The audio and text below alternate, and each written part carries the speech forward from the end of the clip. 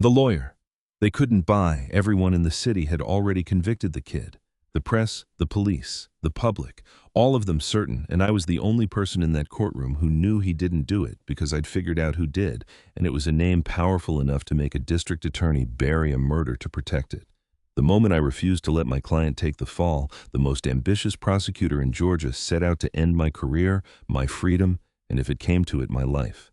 If you've ever been the last person standing between an innocent man and a machine built to crush him, stay with me because the way this ended is the reason both of us are free.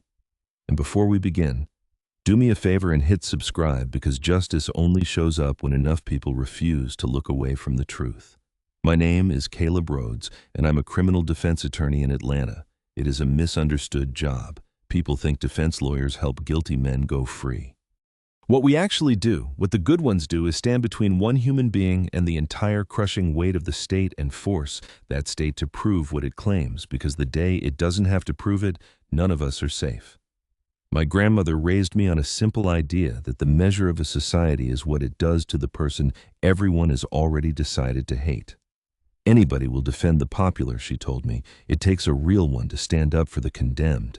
That sentence is the engine of everything I'm about to tell you, and it's the thing a very powerful man was certain he could make me forget. I came up poor on the south side of the city. My mother cleaned office buildings downtown at night, and I used to do my homework in the lobbies she mopped, and I watched through those glass doors the lawyers come and go in their good suits, and I decided that was going to be me, not for the suit, but because even as a boy, I understood that those were the people who decided what happened to people like us, and I wanted to be one of the ones deciding on our side. I raised a child through my working years, mostly alone after his mother passed. My son's grown now in law school himself, which is either a compliment or a warning, and being the parent who stayed taught me the patience it takes to keep faith with a case and a person when everyone around you has already given up. For 20 years, I built a reputation as the lawyer you called when the state had already decided you were guilty and the whole world agreed. I didn't win them all. Nobody does, but I never once phoned it in, never once treated a client like a case number, never once forgot my grandmother's rule. And that reputation is why one hot Atlanta summer, a terrified mother whose son had been arrested for a murder that the entire city had already pinned on him came to my office because every other lawyer had told her to have the boy take a plea, and she couldn't shake the feeling that they were all just trying to make her child disappear quietly. His name was Darius Green. He was 19. And the case against him was a freight train already at full speed.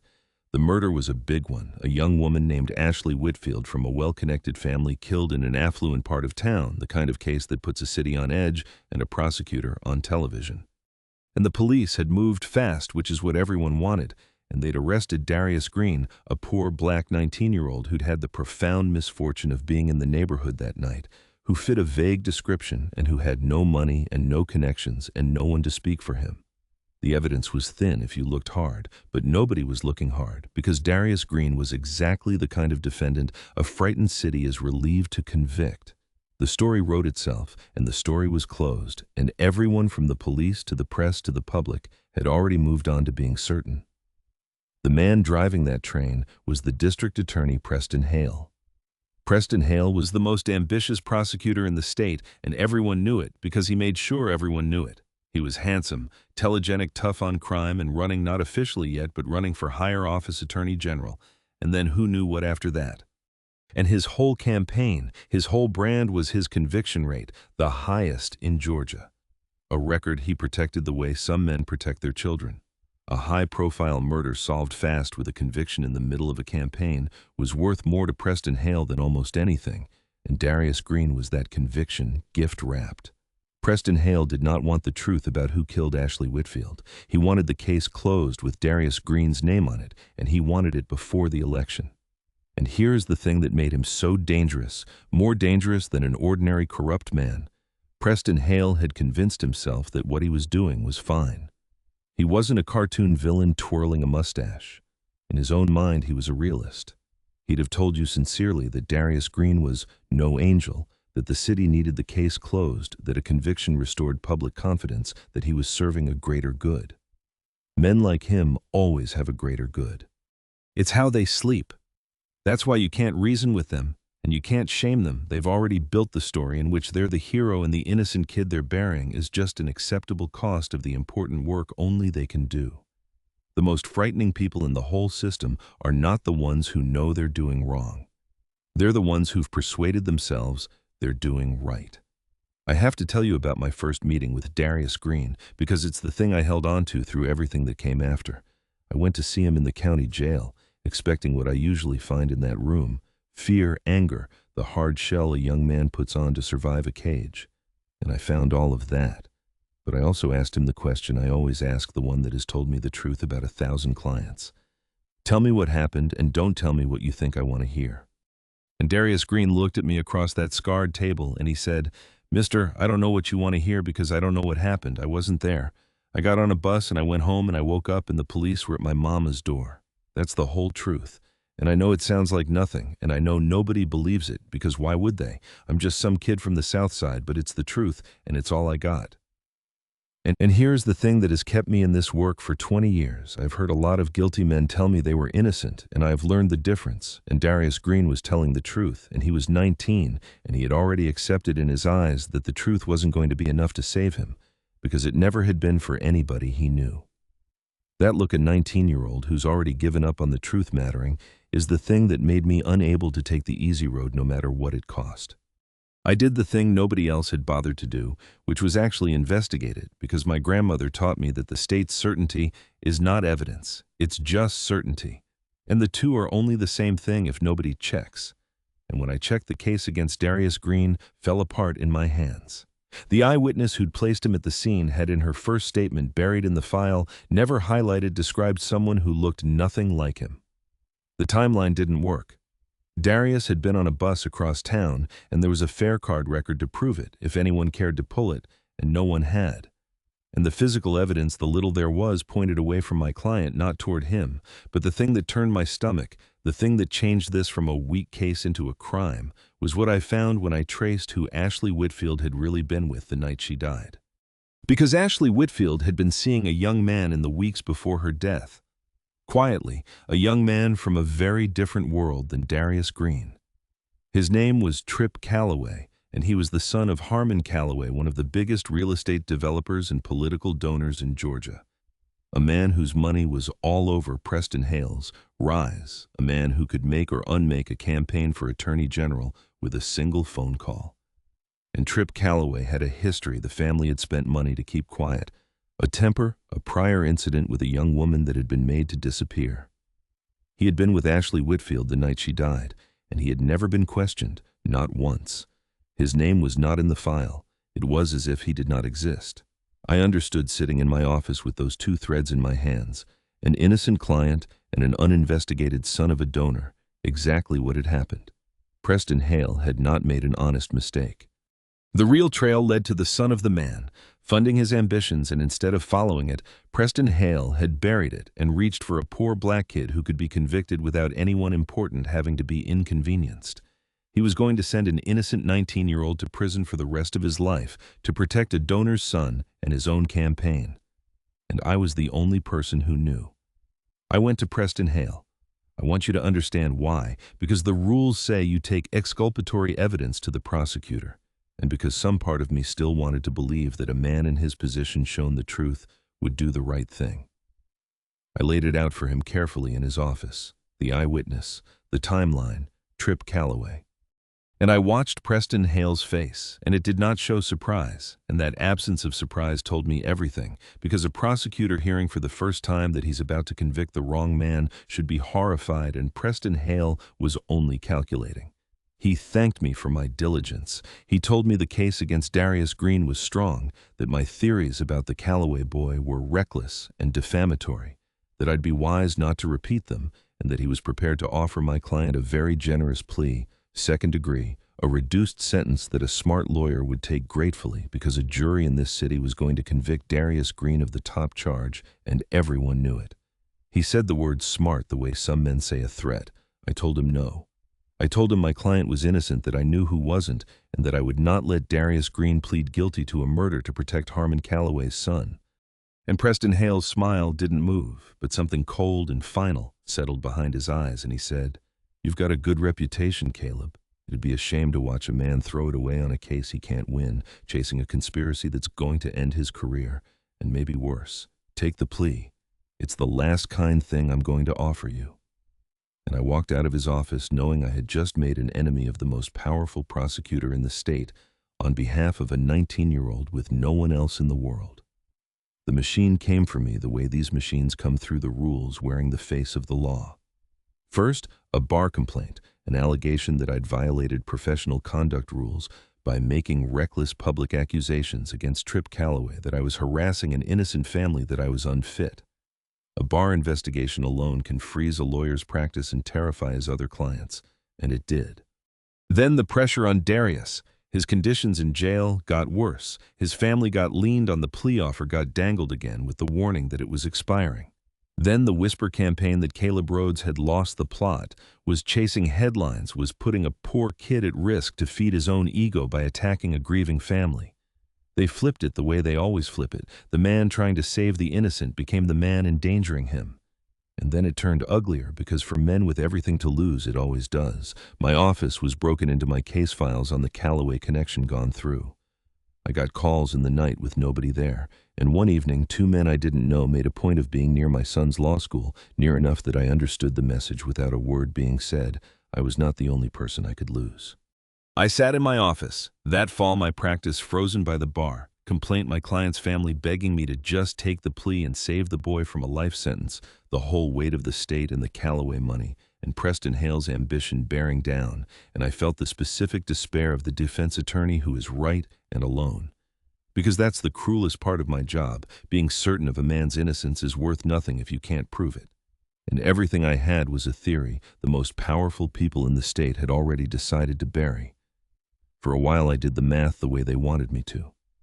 Maybe the plea was the kind thing. Maybe a reduced sentence was the most I could save. Maybe fighting would just get Darius the full life term and get me disbarred and get my son hurt. It is a terrible thing to sit in a chair and calculate how much justice you can afford. And I want to be honest about the specific horror of it, because it's the trap. The whole system is built around, and almost no one on the outside understands it. The plea bargain is presented as mercy. Take the deal, save the boy from the worst. But look at what it really is. It's the machine offering to convict an innocent man of a lesser crime, so that it never has to prove the greater one, so that the real killer stays free and the powerful stay protected and everyone gets to move on, and it dresses this up as kindness to the very person it's crushing. The genius of it is that it makes the defense lawyer complicit, makes me the one who has to sit across from a terrified mother and recommend that her innocent son confess, because the alternative might be worse. Preston Hale wasn't just betting I'd take the plea. He was betting he could make me the instrument of my own client's injustice, so that when Darius Green went to prison, it would have my signature on it, not his. That's what I was really being asked to do in that chair. Not to give up, to help. And the reason I couldn't in the end wasn't courage. It was that I kept seeing Darius's face in that jail, a 19-year-old who'd already stopped believing the truth could save him. And I understood that if his own lawyer told him to confess to a lie, I would be confirming the one thing that boy already believed, which is that for people like him, there is no such thing as justice, only the size of the sentence. I could not be the man who taught him that. I would rather have lost everything. The woman who changed the math walked into my office with an envelope she wasn't supposed to have, and she was risking more to bring it than I was risking to receive it. Her name was Claire Donovan. She was a forensic DNA analyst at the state crime lab, one of the scientists who actually tested the physical evidence in cases like Darius Green's, a meticulous, quiet, deeply principled woman in her late 30s, a white woman from a family of Georgia cops who had gone into forensics precisely because she believed the science was the one part of the system that couldn't be leaned on or talked out of the truth. I'd cross-examined her once years before and found her to be that rarest of expert witnesses, one who would not shade her testimony a single degree in either direction, who served the evidence and not the side that called her. We weren't close. There wasn't room. The work was too serious, and a defense lawyer and a state analyst don't socialize. But she came to my office that fall because she had found something in the Darius Green evidence that she could not live with, and she had nowhere else to take it. She sat down across from me and she said, "I processed the physical evidence in the Whitfield murder. There was DNA recovered from the scene and from the victim, not the defendants. It excluded Darius Green completely, and my report saying so was requested, and then it was held for review by the DA's office. And then I was quietly instructed that it wasn't material and pulled off the case, and a summary went into the file that left my exclusion out. I've been in this lab 12 years. That has never happened. Someone made my science disappear because it pointed the wrong way." She set the envelope on my desk. "That's a copy of my original report, the one that says the DNA isn't your client's. I could lose my job and my career, and maybe worse for giving it to you. But I didn't spend 12 years protecting the truth of the evidence to watch a prosecutor bury an innocent man with a rewrite of my own findings. So there it is. What are you going to do with it?" And I looked at Claire Donovan, and for the first time in months, I felt the floor stop tilting. I said I was going to do what my grandmother raised me to do, which was fight. She said, "Then you're going to need to know the rest of it, because that DNA didn't just exclude Darius Green. There was a partial profile I couldn't match at the time, but I never got to run it against anyone because they took me off the case before I could. If you can get me a reference sample from the right person, I can tell you whose it is. And I think we both already know whose it is." Here is what we built the frozen lawyer and the crime lab scientist out of nothing but suppressed evidence and the willingness to burn our own careers for the truth.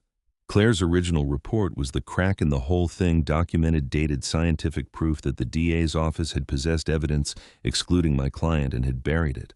That's not a weak defense case anymore. That's prosecutorial misconduct, a Brady violation, a crime. But Claire and I both knew that a buried report alone could be explained away by a machine as practiced as Preston Hale's. We needed the affirmative truth, not just the hole in the lie. We needed to know whose DNA it really was. And getting a reference sample from Trip Calloway, the untouchable son of the untouchable donor, without tipping off the machine was the most dangerous thing either of us had ever attempted. We didn't have to break the law to do it, which mattered because they'd have loved nothing more than to catch me doing something dirty. DNA sheds. A person leaves it everywhere: a discarded cup, a cigarette, a napkin. And a private investigator. I trusted a former homicide detective named Ray, who'd left the force disgusted by exactly this kind of thing, followed the rules precisely and lawfully, collected an abandoned sample from Trip Calloway in a public place, documented every step of the chain of custody, and brought it to Claire. And Claire Donovan, on her own time at real risk, ran it. And the partial profile from Ashley Whitfield's murder scene, the one Preston Hale had made sure never got compared to anyone, matched Trip Calloway. The son of the biggest donor in Preston Hale's campaign had been at the murder scene, physically provably in the evidence. And Preston Hale had buried a forensic report and framed a 19-year-old to keep it hidden. They fought us with everything they had once they sensed we were close, and the fighting showed the full measure of the machine. Claire's job was threatened outright. There was a sudden audit of her casework, a transparent effort to discredit her before she could testify, the same play they'd run on me with the bar complaint. My bar investigation was escalated toward actual suspension, timed to pull me off the case right before trial. The plea offer to Darius was replaced with a threat: "Take it now, or we seek the maximum and add charges." And there was a night Ray, my investigator, was jumped in a parking garage and beaten, a robbery in which nothing was taken a message. That was the night I nearly folded, sitting in a hospital waiting room while a good man bled for my case. And that was the night Claire Donovan, who'd come to check on Ray, said the thing that carried me the rest of the way. "They just put a man in the hospital to stop us. You don't do that if you think you're going to win in the courtroom. They're not defending an innocent man anymore, Caleb. They're covering up that they framed one, and that's a crime that takes down a district attorney. Every dirty thing they do now is another nail in Preston Hale's coffin. We don't stop. We can't. Darius doesn't have anybody else, and neither apparently do we." The break came, as it always does, from inside. From the people the powerful are certain will stay loyal. The suppression of Claire's report had required hands other than Preston Hale's, and one of those hands belonged to an assistant DA, a young prosecutor who'd been told to leave the exclusion out of the file and had done it, and who could not live with himself.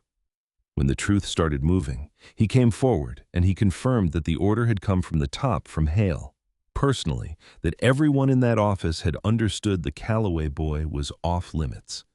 And once one insider talked and the sky didn't fall. Others did a detective who'd been told to stop looking at Trip Calloway, an evidence clerk who'd logged the report's strange hold, and the whole architecture of the frame brick by Frightened Brick came into the light. I brought it. Claire's original report, the DNA match. Ray's chain of custody, the assistant DA's testimony not to Preston Hale's office, obviously, but to the one venue he didn't control, an open courtroom, and simultaneously to the state authorities and the press all at once so that the machine couldn't quietly strangle it. In that courtroom in front of a jury in a city that had already convicted Darius Green, I put Claire Donovan on the stand and she told the truth. She'd risked everything for that. The science had excluded my client from the start, that her report had been buried and that the DNA at the scene belonged to a man who had never even been questioned. And I said his name in open court. The name Preston Hale had spent a campaign's worth of favors to keep out of the file. Trip Calloway. I want to tell you about my closing argument because it's the truest thing I ever said in a courtroom. I stood in front of that jury, 12 people who'd walked in believing what the whole city believed, and I didn't shout. I said, "You were told a story. A frightening story about a frightening night, and it had a villain in it. And the villain looked like the person this city has been trained its whole life to be afraid of. It was a very good story. There was only one thing wrong with it. It wasn't true, and the man who told it to you knew it wasn't true because he was holding the proof. It wasn't true in a drawer while he told it." I walked to the rail. The state's job is not to win. The state's job is to be right. And when the man representing the state would rather win than be right, when he would rather send that boy. I pointed at Darius, 19 years old, shaking to prison for the rest of his life, than admit the truth pointed somewhere powerful and inconvenient. Then, the only thing standing between that boy and a lifetime in a cage for something he did not do is you. 12 people. That's the whole design. That's why you're here. Everyone else in this system already failed him. You are the last thing that works. And I sat down, and the room was so quiet you could hear Darius's mother breathing, and I knew the way you sometimes know that they had heard me. And I said his name once more at the very end, because I wanted it in the record and in the city's ears where Preston Hale had tried to keep it out. Trip Calloway. It did not just free Darius Green, it detonated. The case against my client collapsed on the spot. The judge, faced with buried exculpatory DNA and a documented frame, dismissed it. And a 19-year-old who had been weeks from a life sentence walked out of that courtroom into his mother's arms, a free man. And then the machine turned on the man who'd built it. A special prosecutor was appointed. Preston Hale could hardly investigate himself. And the charges that came were the kind that end not just careers, but lives lived free. Trip Calloway was charged with the murder of Ashley Whitfield, and Preston Hale was charged with suppressing evidence, obstruction of justice, and conspiracy for burying a forensic report and framing an innocent man to protect a donor and a campaign. Harmon Calloway's money, which had bought so much, could not buy back a DNA match, and his empire of influence began to come apart as everyone who'd taken his help suddenly needed distance from it. I saw Preston Hale one last time before the special prosecutor took him in a courthouse hallway after Darius was freed, and he did something I didn't expect. He didn't threaten me. The mask was gone, and there was just a frightened man under it who could see his whole future collapsing, and he said almost to himself, "I could have been Attorney General." As if that were the tragedy. As if the tragedy of the story were that his ambition had been thwarted, and not that he'd nearly buried a teenager alive to feed it. And in that one sentence I understood the whole man. He had never not once thought of Darius Green as a person. Darius had been a resource, a body the machine needed, a conviction the campaign required, and even now, caught exposed, ruined the thing. Preston Hale mourned was his own lost office. I didn't say anything to him. There was nothing to say to a man who could look at what he'd done and see only the promotion he'd missed. I walked past him to where Darius and his mother were waiting, because that was where the actual human beings were, and I have never regretted a silence more happily. Preston Hale was convicted, the most ambitious prosecutor in Georgia, who had been so certain that his conviction rate and his donors' money and a city's eagerness to convict a poor black kid would carry him to power. Learned that the truth outlasts ambition, and that the evidence he thought he could bury had been kept safe by one scientist who wouldn't rewrite her own findings. Trip Calloway was convicted of the murder he'd nearly sent an innocent man to prison for. The campaign for Attorney General ended in a cell, and the buried exclusion the report Preston Hale was so sure no one would ever see became the centerpiece of his own prosecution. Because that is the way it so often goes. The cover-up is the confession, and the powerful destroy themselves in the exact motion they think will save them. Now I've told you about the fight. Let me tell you about Claire, because in the middle of saving a stranger's life, we found something neither of us had been looking for. There was a night that turned it, though I was too disciplined a man to name it at the time. It was deep in the worst of it after Ray was hospitalized, and Claire and I were in my office past midnight going over her testimony, and she was quieter than usual, and finally she told me why she'd really become a forensic scientist. She'd grown up in a family of cops, her father, her uncles, good men, she said mostly, and as a girl she'd believed completely in the system they served. And then in college, she'd watched a case in her own town where the evidence was shaded to fit a conclusion. The police had already reached and an innocent man had paid for it, and she'd understood that the people she loved were part of a machine that sometimes decided the answer first and built the truth to match. I couldn't fix the whole system, she said, but I decided I could be one place in it that couldn't be moved. One lab bench where the evidence got to say what it actually said, no matter who it helped or hurt. That's the whole reason I do this. And then they came into my lab and moved the one thing I swore would never be moved, and I realized being incorruptible doesn't mean anything if you stay quiet when they corrupt it around you. And she looked at me and said, "You're the first person I've told the real reason to." I didn't say anything foolish. The walls were still up. But that was the night I understood that Claire Donovan and I had built our whole lives on the same refusal from opposite sides of every courtroom, and that I had never wanted anyone the way I wanted someone who could not be bought. We fell in love, the slow way, the only way two people who serve the truth for a living can carefully, evidentially refusing to believe anything until it was proven, and then once it was proven, unable to unknow it. For most of that year, I didn't let myself see it. I was a lawyer fighting for a man's life, and she was the one witness who could save him.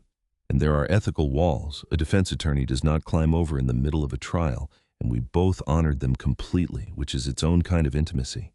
Two people who want to be close and are disciplined enough to wait.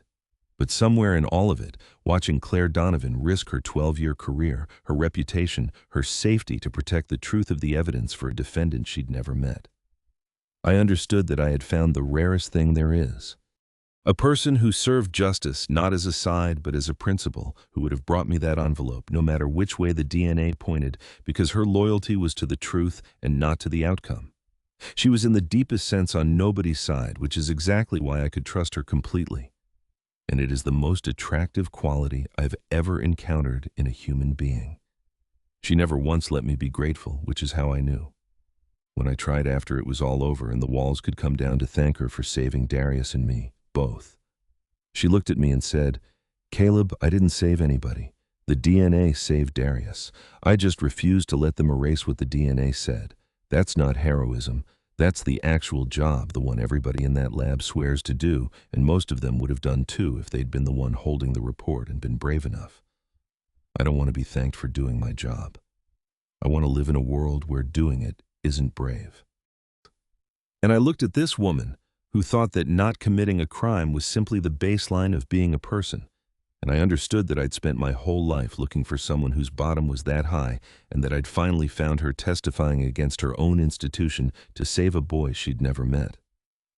The evening after Darius walked free, once his mother had stopped crying and the reporters had left, and the enormity of it had settled, Claire and I sat together on the courthouse steps in the Atlanta dark off the clock at last. The case finally, truly over, and I told her the truth. I'd been too disciplined to say for a year that I had never, in 20 years of this work, met anyone who loved the truth the way she did, and that I had fallen for exactly that, and that I wanted to build a life next to a person whose word I could stake anything on. And Claire Donovan, who was careful with her conclusions, looked at the evidence of a year and got something in her eye she'd insist was the wind, and she said, "The findings support it." And then she kissed me on the courthouse steps in the city that had almost convicted an innocent boy, and it was the truest verdict I ever got. The reckoning went further than one case, and I'm proud of that part. When it came out that Preston Hale had buried exculpatory evidence to protect a donor, the obvious question was how many other times the special prosecutor's office began reviewing Hale's convictions, years of them the record he'd been so proud of, and they found others. Other cases where the evidence had been shaded, other defendants, mostly poor, mostly black, who'd been the convenient answer to a case that needed closing. 2 other men were exonerated in the year that followed, walking out of prison because one scientist's refusal to rewrite a report had cracked open a whole culture of winning over being right. That's the thing about a man like Hale. His high conviction rate had been held up as proof he was good at his job when it was actually the symptom of the disease. He didn't have the highest conviction rate because he was the best prosecutor. He had it because he was the most willing to convict whoever was easiest, guilt be damned. The number everyone admired was the crime hiding in plain sight, keeping score.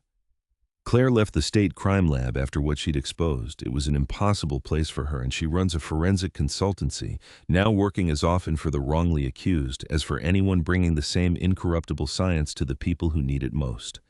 We started a small nonprofit together too out of the settlement. Darius won an innocence project for the kind of defendant the machine finds convenient. The poor kid with a public defender and no one to actually investigate. It's Claire's science and my law and Ray's investigating, and increasingly Darius's own passion. And it has walked more than one innocent person out of a cell since. Every time it does, I think about a 19-year-old telling me across a jail table that the truth was all he had and it wasn't going to be enough. It was enough. It just needed people willing to fight for it, and now there's a whole outfit of us who do nothing else. I still take the cases nobody else will, the condemned, the ones the city has already decided to hate, and Claire is often the expert who proves what I can only argue. Darius Green is in college now, studying of all things criminal justice, because he says he wants to be on the inside of the machine that almost ate him, making sure it doesn't eat the next kid. My son passed the bar and joined my practice. Claire and I married 2 years after Darius walked free in a small ceremony where Darius himself was a groomsman, and Ray gave a toast that was mostly threats disguised as blessings. And my son stood beside me, and the exonerated men whose cases Claire's science had reopened sat in the front rows because one of them said they weren't going to miss the wedding of the 2 people who'd given them back their lives. And some nights, the whole strange family of us, the lawyer, the scientist, the investigator, the exonerated boy, my son, end up around a table, and I think about my grandmother who told me it takes a real one to stand up for the condemned, and I think she'd have looked at Claire and known the way she knew everything that I'd finally found someone who understood the rule as deep as I did. I think too about how close it came to going the other way, and it keeps me humble. If Claire Donovan had been 1 degree less principled, if she'd done what almost anyone would have done, which is follow the instruction, leave the exclusion out of the file, protect her own career, and tell herself it wasn't her job to fight it, Darius Green would be in a prison cell right now for a murder he didn't commit, and Preston Hale would be Attorney General, and the 2 other innocent men would still be inside, and none of us would ever have known. The whole thing turned on one person at one lab bench, deciding that the truth of the evidence was worth more than her own safety. That's how thin the margin is. That's how much depends on the rare person who won't be moved. I fell in love with her for a lot of reasons, but under all of them is this one: she was that person on the day it counted when she had every reason not to be. A powerful man buried the truth to protect a donor and a campaign, and he was certain I'd take the plea, because almost everyone takes the plea. The whole machine runs on the fact that it's cheaper to bend than to break. But my grandmother taught me it takes a real one to stand up for the condemned, and a scientist taught me that the evidence doesn't care who's powerful. And it turned out that one buried report kept safe by one person who wouldn't rewrite it was stronger than all the money and ambition in Georgia. Preston Hale thought his certainty was the same as the truth. He learned in a courtroom that they were only ever the same thing because no one had checked, and that all it takes to bring the whole machine down is one lawyer who won't take the plea and one scientist who won't change her findings. My grandmother told me it takes a real one to stand up for the condemned. It turned out it takes 2, the one who stands up and the one who stands beside him, and that when those 2 find each other, no amount of power on earth can put the innocent man back in the cage. If this story meant something to you, do me that favor from the start. Subscribe, because justice only shows up when enough people refuse to look away from the truth, and tell me in the comments, have you ever been sure of something no one else would believe? I read every single one. And stay close. The next story I've got begins in a glass tower with a secret buried in the code, where a founder learned that the people who smile the widest are the ones already holding the knife, and it holds you all the way to the end.